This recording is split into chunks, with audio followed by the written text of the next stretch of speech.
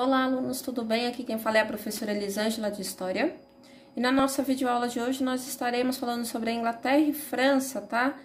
Desde o século XIX até a política de alianças, ou seja, vamos dizer aí, né, até o início do conflito, né, mundialmente conhecido como a Grande Guerra. Tudo bem? Então, bora aqui falar sobre os principais monarcas que governaram durante esse século. Temos aqui primeiramente, né, o reinado de Jorge III. Ele reinou entre o ano de 1760 a 1820 e durante o governo dele é que vai ocorrer a independência, né, das 13 colônias, que vai surgir o que a gente conhece hoje como os Estados Unidos, tá? Vai ser durante o reinado dele que a Inglaterra e a França, ela vai estar em constante conflito, não só em guerra, né, que a gente já falou, durante o período da independência dos Estados Unidos, mas também a Inglaterra ela vai ter uma luta muito grande contra a França durante a Revolução Francesa, tá? Que foi entre o ano de 1789 ao ano de 1799, e durante o período da Era Napoleônica, né? Então, a gente vê aí que a Inglaterra, ela vai ser uma grande rival aí, né, dos franceses, e vai ser durante o reinado de Jorge III. Vai ser no reinado dele que também vai se desenvolver muito, né, industrialização, que nem eu já fiz uma videoaula e a gente já abordou esse assunto aí sobre a Revolução Industrial no século XVIII, tá bom? Vamos aqui então. Também a gente consegue observar que ele vai intervir muito na luta entre os agricultores e os industriais, né, que estava ocorrendo nesse período, que nem a gente já citou a Revolução Industrial tá ocorrendo aí durante o governo dele, né? Lembrando que o governo dele é um governo de transição entre o século XVIII e o século XIX, tá? E tinha uma prática que os industriais, eles tentavam fazer, que era chamado protecionismo, que era o que? Taxar produtos, né, que viessem de outros países aí, até para tentar fazer uma valorização do seu próprio produto, fazer que o seu produto seja mais consumido do que aquele vindo de fora. E para os agricultores, essa prática protecionista não era totalmente, vamos dizer assim, viável para eles, até porque grande parte dos seus produtos eles mandavam para fora e eles acabavam comprando esses produtos também. E por conta dessa prática aí, acabou tendo conflito entre os industriais e agricultores, mas Jorge III ele vai ser um grande articulador nesse assunto aí, tá?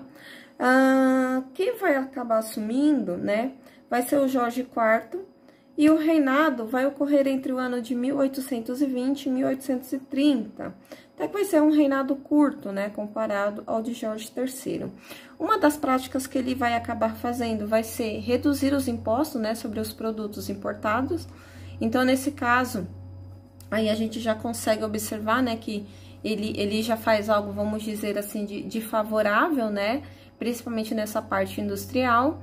Ele também vai aprovar, né, a greve do operariado, que nem a gente já citou em outras videoaulas, que esse operariado não tinha qualquer tipo de direito, né, vamos dizer assim, trabalhista. Então, através desses sindicatos, é que eles podiam contestar, né, os seus patrões e conseguir ter uma melhor condição de vida.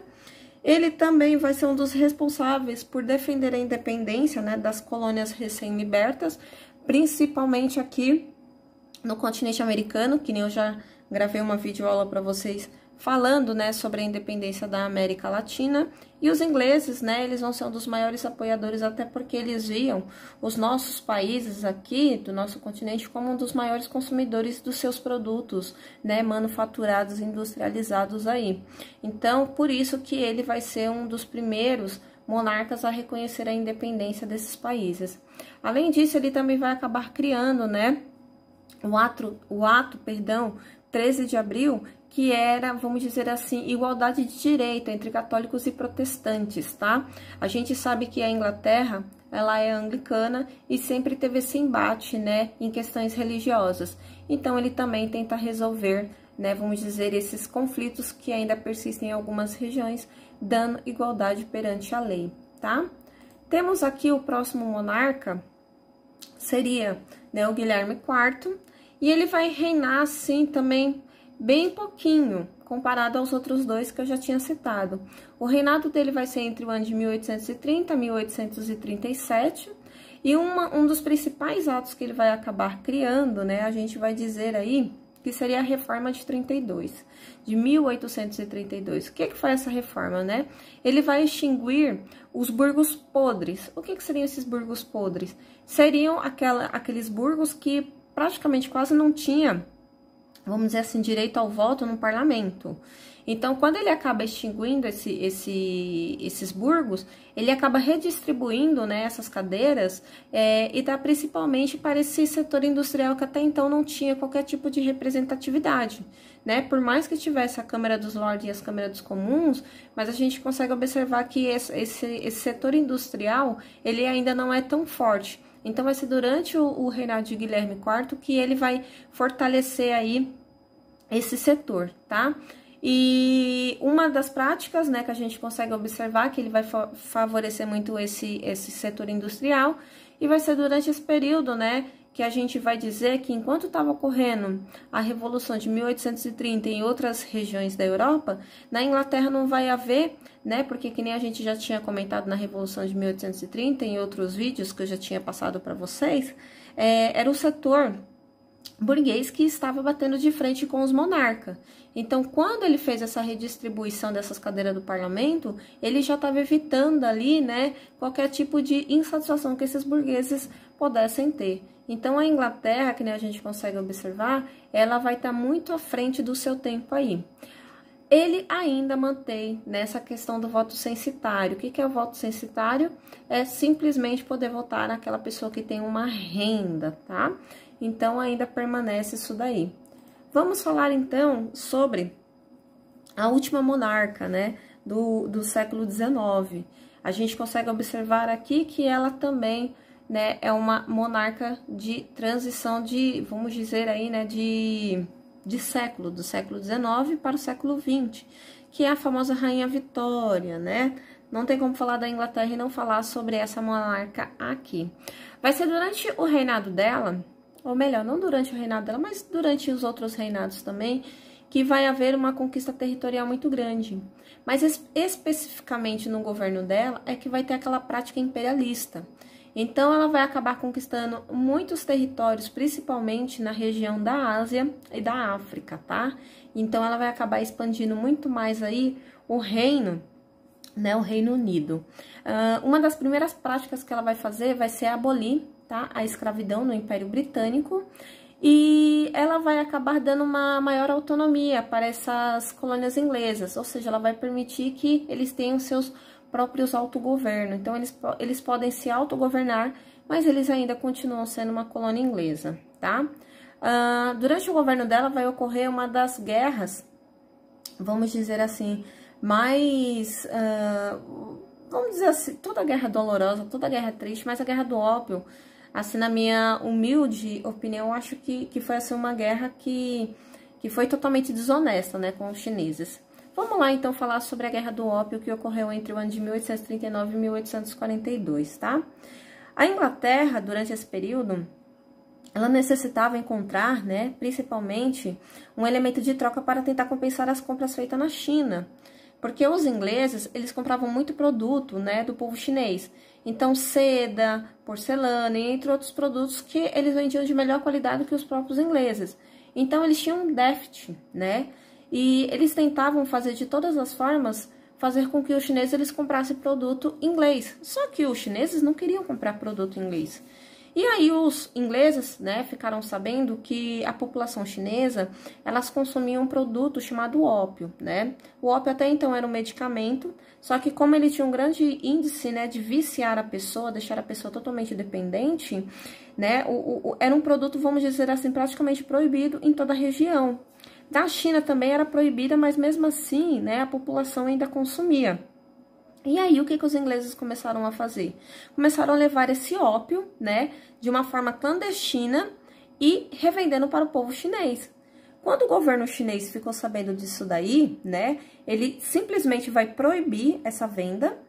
E quando ele souber que vai ter navio ingleses nos portos em que tem na sua carga o ópio, ele vai mandar prender todos esses navios. Quando o governo inglês fica sabendo disso daí, né? Os ingleses vão acabar enviando navios de guerra e tropas. E eles vão acabar invadindo as cidades da costa chinesa, principalmente Hong Kong e Cantão. Gente, vocês não têm ideia o massacre que os ingleses vão acabar fazendo, né, com o povo chinês. Que nem eu acabei de citar para vocês, a Inglaterra, ela acaba vencendo, né, esse conflito aí com os chineses, e vai acabar sendo assinado o Tratado de Nanquim, no ano de 1842. E pelo Tratado de Nanquim, não só Hong Kong, né, e Xangai, como outras regiões aí, elas, a partir desse momento, elas ficam sendo autorizadas a poder fazer o comércio com os ingleses. Porque até então, antes da Guerra do Ópio, apenas, né, Cantão, vamos dizer assim, era que poderia estar recebendo esses produtos ingleses. Então, depois do assinado do Tratado de Nanquim, a gente vê que muito mais portos foram abertos para esse comércio inglês. Além disso daí, o Tratado de Nanquim, ele também estabelecia o seguinte, que Hong Kong, ela seria um protetorado, né, dos ingleses. E só para me adiantar um pouquinho aí na história, Hong Kong, ela só vai ser entregue aos chineses no ano de 1997. Então, imagine o quanto de tempo Hong Kong ela não vai continuar sendo protetorado inglês aí, tá? E também a gente consegue observar, né, que no caso a Inglaterra, ela vai acabar intervindo muito, né, vamos dizer, na região chinesa. E tá, deixa eu ver aqui se eu tô esquecendo mais alguma coisa. Ah, e também uma coisa que eu não posso esquecer para vocês é que o ópio ainda continuou, né, vamos dizer, sendo comercializado, né, com o povo chinês. E isso daí, na minha opinião, acho que foi uma das guerras, assim, mais triste, porque se aproveitou, né, dessa população aí, vamos dizer, através do seu vício. Então, eles continuaram ainda mandando esse produto para a região chinesa, tá? Continuando aqui, no ano de 1867, a Vitória, né, a Rainha Vitória, ela vai acabar diminuindo, né, a renda da população, então fazendo com que se tenha um eleitorado maior, lembrando que tinha um voto censitário, né, então quando ela diminui essa renda, tem um aumento aí de 80%, tá, do eleitorado inglês. No ano de 1870, ela vai criar as escolas públicas. Já se tinha escolas, né, na Inglaterra, mas elas estavam totalmente na mão da igreja, então aqui a gente vai dizer que o ensino começa a se tornar mais laico.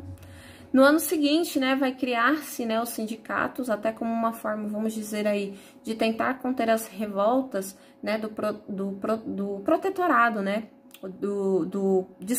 proletariado, né, que estava ocorrendo durante esse período. No ano de 1872, vai criar-se o voto secreto, até porque era muito comum a venda de votos, né, durante esse período, que nem eu citei para vocês, né, mesmo com a extinção desses burgos podres, né, tinha alguns burgos ainda, né, chamados burgos podres, que não foram extinguidos, então eles se aproveitavam disso daí para fazer a venda do seu voto, né, para aquele candidato que pagasse mais. Lembrando que essa votação era para os cargos do parlamento. No ano de 1875, né, também vai se diminuir a hora semanal para 54 horas apenas, né, se for comparado ao que a população trabalhava, que chegava até 16 horas por dia ininterruptas, né, de domingo a domingo, diminuiu para 54 horas, até que foi vamos dizer assim, uma grande vitória aí do proletariado. No ano de 1884, né, ela acabou permitindo o voto para os agricultores, que até então eles não tinham qualquer tipo de, vamos dizer assim, direito na prática política da Inglaterra, tá? E, né, entre o ano de 1899 e 1902, surgiu o que a gente conhece como a Guerra dos Boeres, né? O que foi a Guerra dos Boeres? Ocorreu lá na região que a gente conhece, né, da África, mais especificamente ali na região da África do Sul. Quem eram os boeres? Os boeres eram os holandeses que moravam na região da África do Sul. Então, ao invés de eles serem chamados de holandeses, eram chamados de boeres, tá? E esses boeres, eles acabaram fixando residência, né, nessa região, porque eles conquistaram através de luta contra os povos bantus. E ali eles, né, se fixaram e tomaram residência. Só que no ano de 1814, após o término das guerras napoleônicas, né, a África do Sul acabou ficando sob o controle da Inglaterra, que foi o famoso lá, né, que a gente já estudou, o Congresso de Viena, e a gente vai ver que vai ter uma repartição, né, dos territórios aí. E o continente africano, ele vai acabar sendo repartido, e a região que a gente conhece como a África do Sul vai pertencer à Inglaterra. Esses boeres, que até então eram descendentes holandeses, eles acharam isso daí maravilhoso, porque eles não gostavam, né, que os holandeses eles interviam muito naquela região. Então, eles acreditavam, né, que os ingleses, eles seriam melhor governantes. O que foi, né, uma grande decepção, porque os ingleses começaram a intervir muito naquela região ali. E para que os ingleses e os boeres acabassem não entrando, vamos dizer assim, uma briga de fato, os boeres acabaram indo para outras regiões, né, para tentar, vamos dizer assim, se fixar residência, né, e deixar aquela região ali para os ingleses. Os boeres acabaram chegando, né, numa região que a gente vai dizer aí, que fica próximo dos rios, né, Orange e Vaal. E no ano de 1867, esses boeres eles vão acabar encontrando diamantes nessa região. Quando os ingleses souberem disso daí, gente, esses caras vão ficarem totalmente assim malucos, né? Porque o que eles menos imaginavam era que fossem encontrar diamante nessa região. E aí onde, né, ocorreu o conflito de fato, né, entre os boeres e os ingleses, tá bom? E aí, o que a gente consegue observar aqui? Os ingleses, mais uma vez, saíram vencedores, né, desse conflito. E o que a gente também consegue observar é que grande parte dessa, vamos dizer assim, dessa conquista aí de territorial e simultaneamente econômica, né, porque eles acabaram ficando com os diamantes, acabou fortalecendo mais ainda essa política imperialista aí dos ingleses, tá bom? Os boeres, claro, depois de muita luta, eles acabaram sendo derrotados, mas eles renderam-se, né, com a promessa de que no futuro eles pudessem haver autonomia política, pelo menos autonomia política, já que eles não iam ter econômica, da região que eles tinham, né, conquistado aí, tá bom? Vamos aqui então. Também não podemos esquecer, né, que já no finalzinho do governo aí, né, da Rainha Vitória, ocorreu a famosa rebelião Boxer, que vai ser na China, né, no ano 1900. O que vai ser a Revolução dos Boxer? No ano de 1770, a China, ela era uma sociedade, vamos dizer assim, totalmente dominada, né, que nem a gente já consegue observar aí por outras nações. E dentro da China, né, em 1770, havia umas pequenas sociedades secretas, e eles se autodenominavam de Boxer. E eles tinham como principal, quem deu essa dominação, né, de Boxer para essa sociedade secreta foram os europeus. E esses Boxers, vamos dizer assim, eles tentavam principalmente preservar, né, a sua tradição cultural, né? Então, eles eram totalmente contra a Igreja Católica, né? Contra a cultura ocidental, né? Então, eles tentavam de todas as formas preservar, né, a sua, vamos dizer assim, as suas raízes. E durante o reinado, né, da Imperatriz Cixi, que vai ocorrer no ano de 1900, que aí sim vai eclodir a rebelião Boxer, ela vai, né, vamos dizer assim, chamar esses Boxers para que eles possam, vamos dizer assim, lutar contra essa intervenção que está havendo, né, desses europeus na região da China.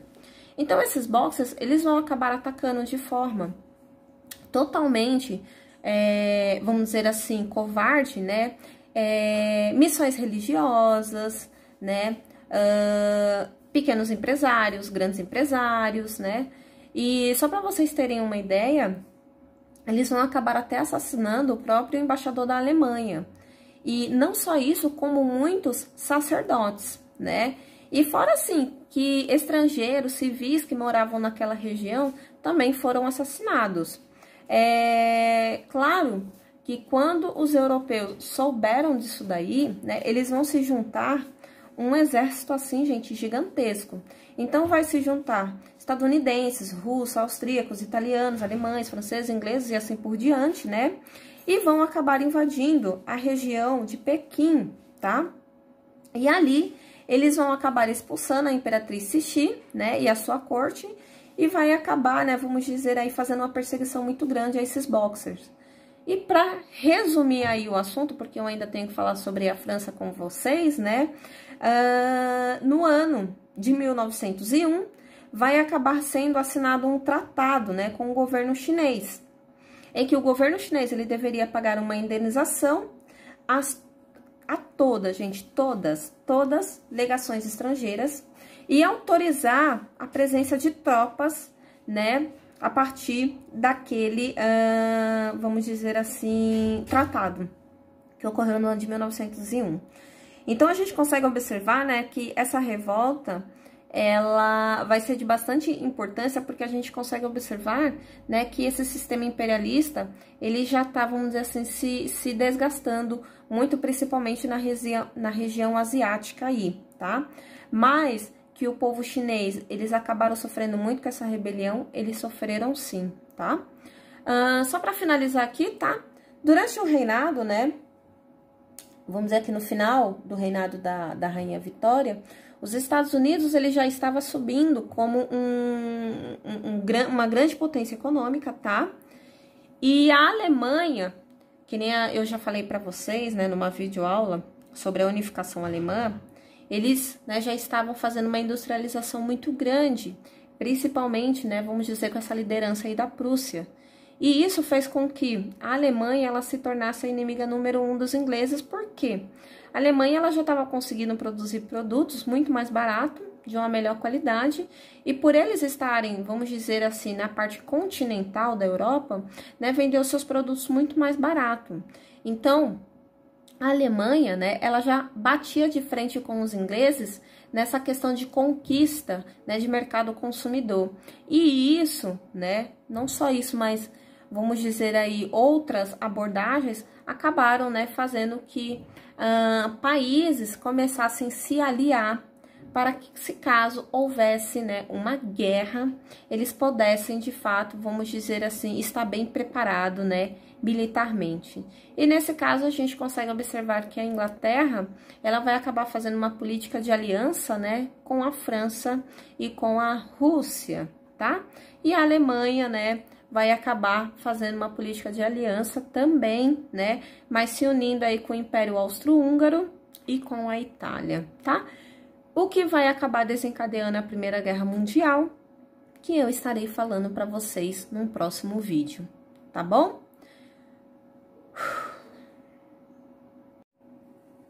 Bem, meus queridos, bora então, né, dar início à segunda parte do vídeo, que é falando sobre a França do século XIX, tá bom?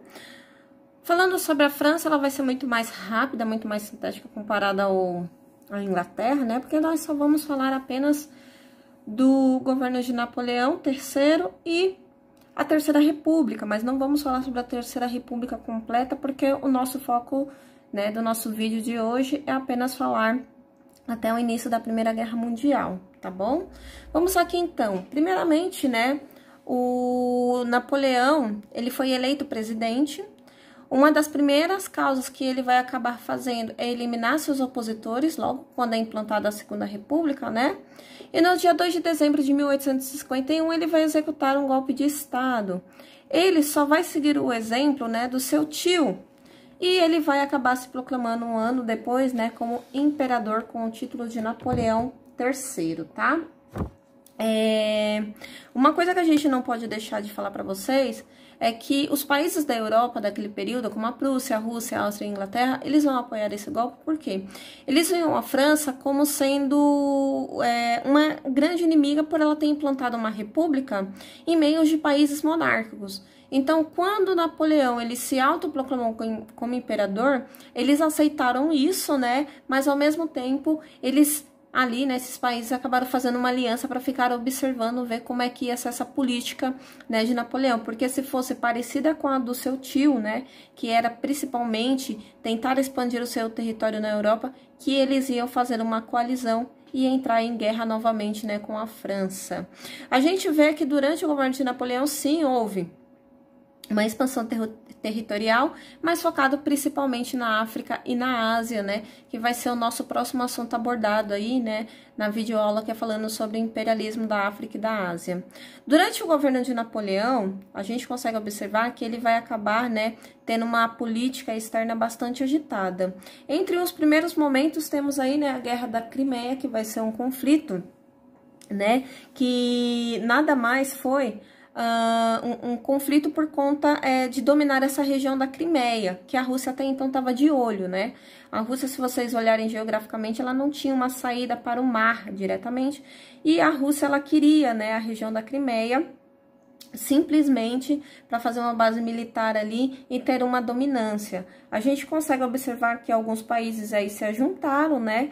Que nem a própria Turquia, que era a região que estava sendo invadida, a Inglaterra, o Reino Sardo-Piemontês, né? E a França conseguiram derrotar facilmente a Rússia aí, tá? E qual vai ser o resultado, né, da Guerra da Crimeia? É que eles vão acabar reorganizando o Império Turco, até porque o Império Turco ele já era um império bastante decadente, né? E isso fez com que a França, politicamente, ela se visse, vamos dizer assim, como uma grande vencedora, porque foi um dos primeiros atos aí, né, do governo de Napoleão III, e ele conseguiu ter essa vitória aí bastante vantajosa, tá? Até porque a região da Crimeia era uma região, vamos dizer assim, economicamente favorável para essas nações aí, tá? A gente também vê que Napoleão III ele vai acabar intervindo na Guerra da Itália, que vai ser a famosa, né, vamos dizer aí, unificação. A Itália até então ela teve um processo de unificação, né, e ela recebeu muito apoio da França. E a França acabou, né, vamos dizer aí, entrando em conflito, principalmente com a Áustria, que acabou favorecendo essa unificação italiana, né? Então, a gente consegue observar aí que Napoleão, ele tá vindo de 2 vitórias, tá? A questão do México. Gente, só relembrando, falando sobre a unificação italiana e alemã, eu já tinha gravado uma videoaula para vocês, tá bom? Vocês podem olhar aqui no meu canal, que vocês vão encontrar essa videoaula. Falando sobre a questão do México, eu também gravei uma videoaula falando sobre a Revolução Mexicana. E aí eu cito muito essa interferência que a França ela vai fazer no território mexicano, tá bom? Aqui, com vocês, eu tô fazendo só um resumo, mas vocês podem estar assistindo essa videoaula aí mais completa, tá bom? A questão do México vai ser assim o seguinte: no ano de 1860, um carinha chamado Benito Juárez, ele vai acabar assumindo o poder lá no México, tá? E uma dos primeiros atos, né, que Benito Juárez ele vai fazer, vai ser suspender a dívida de guerra, ou suspender a dívida externa, né, que ele tem com esses países da Europa, até porque o México, ele tá tentando se reorganizar, vamos dizer assim, financeiramente. E quando ele diz que não vai pagar essa dívida externa, vai fazer com que a França, a Inglaterra e a Espanha, elas intervissem, né, de forma mais ativa no governo mexicano, que até porque eles tinham muito interesse econômico nessa região, tá? Claro que eles vão acabar nomeando, né, um carinha chamado aí Maximiliano, né, que vai ser autoproclamado como o imperador do México. Só que a gente consegue observar que com pouco tempo depois, a Inglaterra e a Espanha ela vai acabar se retirando da região do México, né? Porque ela tá vendo que, eu tô intervindo numa região que praticamente, assim, eu tô ganhando, mas também eu não tô ganhando tanto dinheiro assim. Só que a França, né, até por ela ter posto Maximiliano II no poder, ela vai acabar, vamos dizer assim, servindo como se fosse um guarda-costa, né, do Maximiliano. E após a Guerra de Secessão, que ocorreu lá nos Estados Unidos e por conta da doutrina Monroe, né, os americanos vão chegar, ou melhor, os estadunidenses vão chegar nos franceses e vão falar assim, olha, ou vocês retiram, né, esse sujeito aqui, Maximiliano, e devolvam o poder para Benito Juárez, porque o que vocês estão fazendo é errado. Essa doutrina que a gente criou aqui foi uma forma da gente tentar se proteger e evitar, né, uma recolonização aí dessas potências. E a França, claro que, vamos dizer assim, não tinha condições, né, de ficar bancando guerra para os outros, acabou se retirando e Maximiliano se permaneceu no poder, né? Então, quando a França ela se retira, essa moral que até então Napoleão III ele tinha, ele vai acabar, vamos dizer assim, caindo. Porque vão falar, nossa, mas a gente achava que você era tão poderoso, tão forte, e na primeira ameaça dos estadunidenses você já retirou, né, suas tropas. Mas só para, né, finalizar a explicação, Maximiliano, ele vai acabar dizendo que não vai abdicar do trono, mesmo os franceses abandonando ele, e ele vai acabar sendo preso e vai ser, vamos dizer aí, fuzilado, assassinado, né, no ano de 1867. E que nem eu disse para vocês, né, o poder volta novamente para Benito Juárez. E aí, né, o México vai continuar tendo toda a sua confusão até originar, né, o que de fato seria o tema da videoaula que eu gravei aí, que seria a Revolução Mexicana, tá bom? A Guerra Franco-Prussiana também vai ser um conflito em que a França ela vai se envolver contra a Prússia, que também eu já gravei numa videoaula para vocês, que vai ser a unificação alemã, né? A França ela não via com muitos bons olhos essa unificação aí prussiana, né? E ela vai acabar entrando em conflito. O que vai resultar dessa guerra é que a França ela vai perder, né? E além disso, né, ela vai ter que pagar uma indenização e fora, né, entregar duas regiões que vai ser um dos maiores motivadores aí, né, da Primeira Guerra Mundial, que vai ser entregar a região da Alsácia-Lorena, que era uma região aí muito rica, principalmente em minério, tá bom? Que nem a gente consegue observar, após essas derrotas aí de Napoleão, né, ele vai acabar sendo deposto no dia 4 de setembro de 1870, tá? E aí sim vai ser implantada a Terceira República Francesa, que é o que eu estarei citando para vocês agora, tá? Vamos aqui então falar sobre a República Francesa. Eu coloquei a República Francesa até o ano de 1914, que seria referente, né, ao período que a gente vai estar estudando, que é o período, né, da Primeira Guerra Mundial. Mas a Terceira República Francesa, ela se estende mais aí, tá bom? Do que 1914. Mas isso daí seria, né, vamos aí, conteúdo para outras videoaulas. Mas vamos focar no assunto de hoje, tá bom? A Assembleia, logo quando Napoleão ele foi deposto, é quem passou a governar, tá? E no dia... opa, deixa eu só arrumar aqui, né? Que eu coloquei... Nossa, dia 32 de agosto. Gente, onde é que eu tava com a cabeça?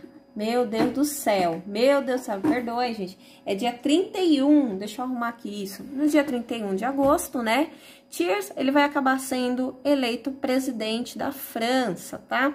Um dos primeiros atos, né, do presidente francês vai ser o quê? Ele assinar um acordo de paz com a Alemanha, né, após a guerra, que a gente consegue observar, né, a franco-prussiana. E aí, de fato, vamos dizer aí, né, o Thiers, ele vai tentar reconstruir a França. Só que durante esse período da reconstrução, vamos deixar essa primeira coluna, vamos passar aqui para essa segunda coluna, né? Deixa eu só arrumar um tiquinho aqui para vocês. Aqui, perfeito, tá? O que vai ocorrer aí durante o governo de Thiers? Um dos primeiros atos que ele vai criar vai ser desarmar a Guarda Nacional. Ele também vai cancelar o pagamento desses soldados e ele vai suspender, tá, a moratória. Além disso, ele também vai transferir a Assembleia, que até então ficava na região de Bordeaux, e vai passar para Versalhes. Quando, né, ele faz essas pequenas reformas aqui como uma forma de tentar, vamos dizer assim, reorganizar o governo francês, ele vai acabar, né, criando um grupo de bastante revoltosos, porque, gente, a questão não foi nem tanto deixar de pagar o soldo, mas quando ele quis desarmar a Guarda Nacional, o povo francês, eles ficaram praticamente, vamos dizer assim, bastante bravos, putos. E aí, na região de Paris, né, no dia 18 de março, vai se formar o que a gente conhece mundialmente como a Comuna de Paris, tá? Esses revoltosos, né, um dos primeiros atos, eles vai ser tomar o poder de Paris, né, de fato, que é a capital da França, e eles vão acabar organizando, né, um governo totalmente, vamos dizer aí, né, de esquerda, o que a gente vai dizer que seria aquela política, né, que nem a gente diz, comunista. E nesse governo de Paris, né, tem como grandes líderes aí, né, a classe do operariado, do artesão, dos comerciantes, de profissionais liberais e assim por diante, tá? Só que esse governo, essa Comuna de Paris, ela vai ser um governo muito rápido, ela só vai durar 72 dias. Por quê? A França, ela vai acabar recebendo ajuda de outros países aí, tá? Porque eles viam essa ideia comunista, que até então, né, a gente não está falando ainda da Rússia, né, a gente ainda não está falando da União Soviética, não está falando da Revolução de 1917, nem nada disso, mas eles já tinham esse preconceito, né, com o comunismo, que nem a gente vê nos dias atuais. E então eles fizeram, né, uma coalizão, juntou-se, né, esses exércitos aí desses países e conseguiram derrotar facilmente esses revoltosos, tá? E aí, né, o Thiers, de fato, consegue, né, assumir aí, né, a capital, no caso que seria Paris, tá bom? Uma coisa que a gente não pode esquecer é que esses revoltosos, não é nada, né, que nos surpreenda, eles serão presos, serão condenados, né, principalmente à morte, e aqueles que não forem vão ser mandados para as colônias, né, francesa. Entre algumas colônias aí, né, que eu posso estar citando para vocês, temos aqui no continente americano, né, que fica na região da Costa Leste aí no Canadá. Também temos a própria Guiana, né, francesa, aqui que faz até fronteira com o nosso território. A gente também, né, tem aqui na região da África, né, a gente pode pegar aí o Senegal, Costa do Marfim, Gabão, Madagascar, Argélia, né, temos aí a Ásia, né, a própria parte da Índia, Indochina, né, e temos aí a Oceania também, que a gente pode colocar em destaque Tahiti. Claro que quando a gente fala aí para essas colônias, esses franceses viam como uma das maiores punições, porque as colônias, gente, eram praticamente o fim do mundo que se existia durante aquele período, tá? Após a Comuna de Paris ela ser totalmente derrotada, vai acabar se organizando, né, uma nova Constituição francesa, que é chamada Constituição de 1875, e aí sim, né, vai se formalizar de fato o regime republicano parlamentar, que quem de fato governa, né, seria aí o líder, né, que a gente vai dizer, né, o presidente do Conselho de Ministros. Ele sim é quem governa a França de fato, tá? Eles também, uma das coisas que eles vão tentar fazer é afastar a igreja, né, do controle que tem, né, perante o Estado. Eles também vão dar liberdade de imprensa, o divórcio, né, o divórcio civil vai ser totalmente legalizado, e também vai dar anistia a presos políticos, entre outros atos aí que a gente poderia também estar citando da Constituição de 1875, tá bom? Claro que após, né, todos esses percalços aí que a gente está estudando da França desde a Revolução Francesa, né, eu falo que a França ela é muito rica, né, nessa parte aí revolucionária, não é à toa que se diz que quando se junta dois franceses que uma revolução já pode estar sendo armada, né, a França, após ela conseguir se recuperar, né, economicamente, ela vai acabar, né, fazendo dos seus primeiros atos aí tentar se militarizar e tentar isolar a sua principal inimiga, que era a Alemanha, né? Porque esse revanchismo francês estava muito forte, porque eles não se conformavam de ter perdido aquelas duas regiões que eu já tinha dito para vocês, né? Que foi a Alsácia e Lorena, né? Que Napoleão III ele perdeu lá na Guerra Franco-Prussiana. Então, os franceses eles vão acabar fazendo a política de aliança, que nem eu já tinha citado, né? Alguns minutos anteriores aí, quando a gente estava falando sobre a Inglaterra, para tentar derrotar a sua maior inimiga, que nesse caso era a Alemanha, tá bom? Então, a gente vê aqui, né, que já está praticamente montado, né, esse cenário aí para se eclodir, né, a Primeira Guerra Mundial ou a Grande Guerra, tá? Gente, eu espero que vocês tenham gostado do vídeo. Se caso vocês tiverem qualquer dúvida, vocês podem deixar aí no comentário que eu estarei respondendo para vocês, tá bom? Beijo, beijo, turma. Até o próximo vídeo. Tchau, tchau.